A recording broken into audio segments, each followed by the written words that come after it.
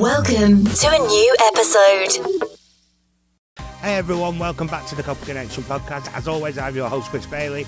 And if you're a plumbing or construction student, an apprentice on site, or someone working towards your technical qualifications, this episode is going to change the way you think about buildings forever. Today, we are talking about episode 20, the whole building concept and life cycle assessment.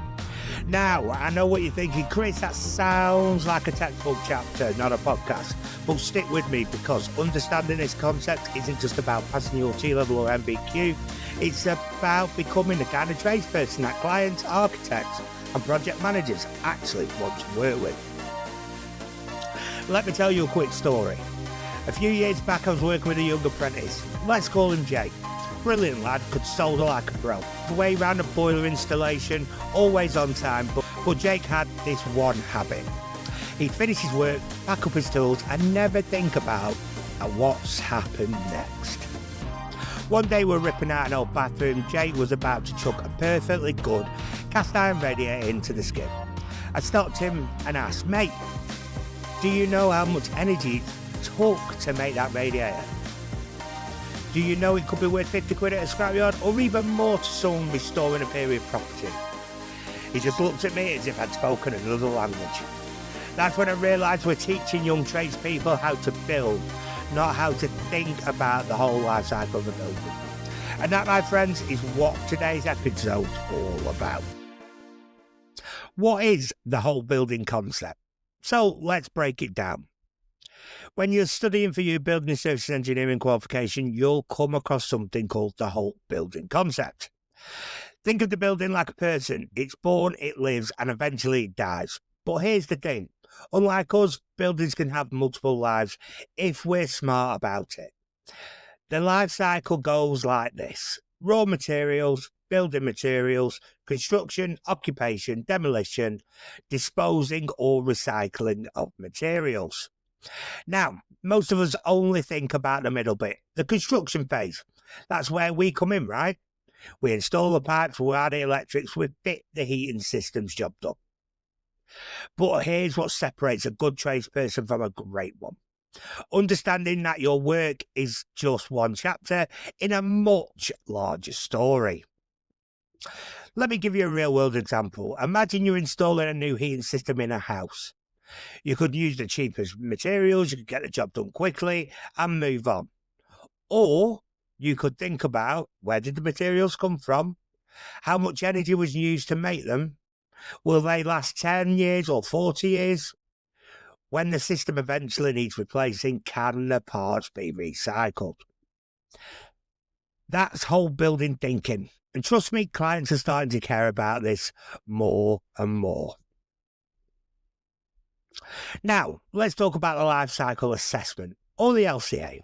This is basically a report card for a building's entire existence. It covers extracting raw materials from the ground, manufacturing building and concepts, transporting everything to site, the actual construction process, maintenance and refurbishment over the years, demolition when the building is no longer fit for purpose, and finally recycling or repurposing materials back into raw materials. Here's why this matters to you as a student or an apprentice.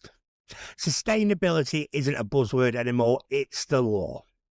The UK government introduced the Climate Change Act back in 2008 with a target to reduce CO2 emissions by 80% by 2050.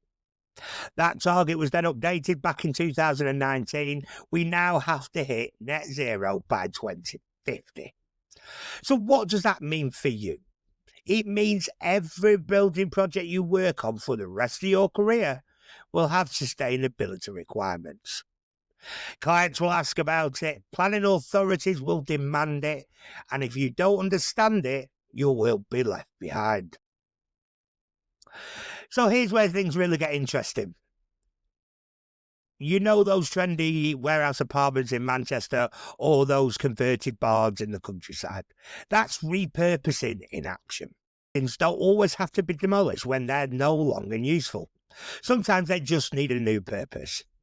Over my time, I've seen old warehouses turn into stunning loft apartments, Victorian schools converted it into office spaces, country homes transferred into spa hotels, and agricultural barns becoming holiday lets. Why does this matter? Well, because repurposing extends the life cycle of a building. It saves resources, reduces waste, and here's the kicker, it creates work for skilled tradespeople like you. Thinking about it, converting a 150-year-old building requires someone understanding heritage work, modern building regulations, and sustainability. That's a premium skill set. That's job security. So now let's look at materials. You've probably heard of the 3 R's: reduce, reuse, recycle. But let me show you what this actually looks like on a construction site. We'll start with recycling. Every brick, every piece of timber, every length of copper pipe that gets recycled means fewer trees are cut down, less quarrying and less mining. It reduces the carbon footprint because you're not processing, manufacturing and shipping new materials. Then we have repurposing. This is where creativity comes in. Old scaffold boards become shelving. Reclaimed bricks add character to a garden wall. Copper offcuts get melted down and reformed. And finally, we've got reusing, especially important in heritage work. Sometimes recycled materials are the only way to match the original look of the period property. And here's something cool. There's a whole industry called architectural salvage, people removing decorative items from buildings before demolition. Doors, windows, fireplaces, ironmongery, even chimney pots. There's a growing market for this stuff, especially with developers wanting to add period charm to pubs, restaurants and hotels. Now, let's talk about metals, because this is where it gets really impressive. Metals like steel, copper and zinc and lead can be recycled almost indefinitely. You can melt them down and reform them into new products over and over again. So check out these energy savings when we're recycling materials compared to virgin ore. So steel, we save around 62 to 74% energy. Copper, 87% energy saved. Zinc, 63% energy saved, and lead around 60% energy saved. That's massive. And here's the thing, about 80% of the lead used in construction comes from recycled sources. For copper, it's around about 40 to 50%. So when you're working on copper pipe on site, there's a good chance it's already lived a previous life. Pretty cool, right? So now let's turn our attention and talk about what happens when we don't recycle. Everything ends up in landfill. Landfill is bad news. It pollutes the ground, wastes valuable resources and produces dangerous gases. That's why the UK government installed a landfill tax to discourage it. Here's how serious they are. In 1996, a standard landfill rate was £7 per tonne. By 2021, it had jumped to £96.70 per tonne.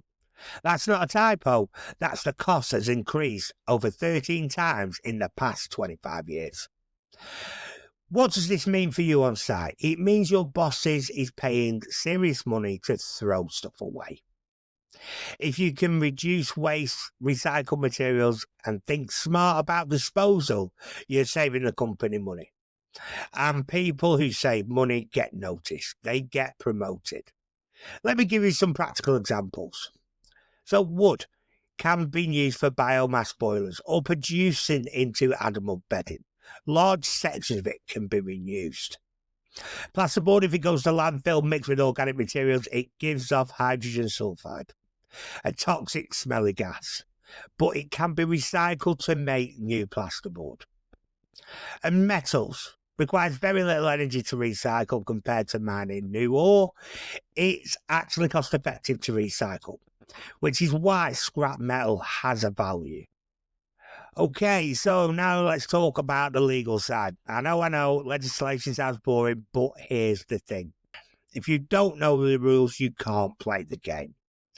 There's a ton of environmental legislations in the UK, and I'm going to cover just a handful today. We have Climate and Pollution Act. This covers air, noise, water and waste. We have Environmental Protection Act, controls water, waste management and emissions.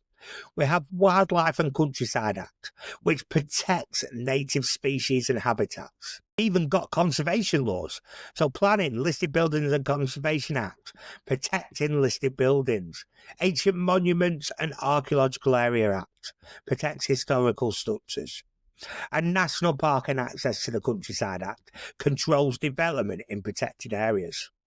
And as we know, we've got climate change laws. So we've got the Climate Change Act. This is the big one, aiming for net zero by 2050. Planning and Energy Act allows planning authorities to impose energy efficiency requirements.